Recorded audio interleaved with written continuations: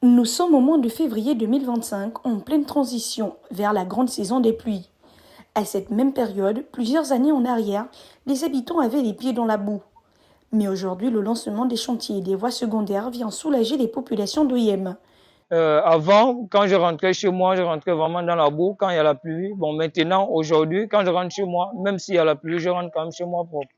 Bon, les travaux avancent bien. On voit que le travail avance par rapport aux années antérieures où cette route n'était pas bien. Et depuis que tu as pris le pouvoir, ça avance. Tout ce qu'on souhaite, c'est que les travaux finissent. Les opérateurs économiques locaux, eux, sont très ravis de l'avancement des travaux car il a un impact direct sur leur petit commerce, lequel était confronté à d'énormes difficultés d'accès.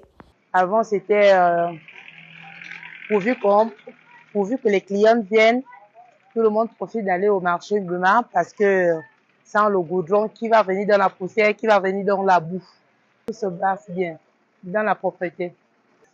Je suis satisfait par rapport à l'avancement des travaux dans la ville Oyem, précisément en face de mon bar.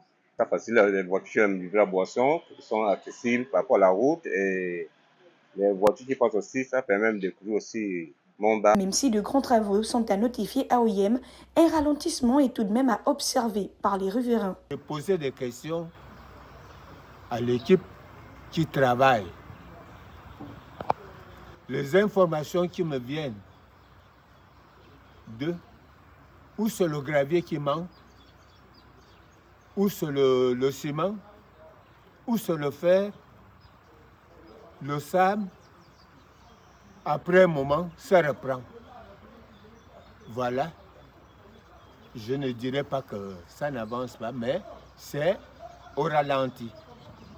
La paisible ville d'Oyem, chef-lieu de la province de Wollentem, comme partout dans le Gabon, connaît une transformation assez particulière.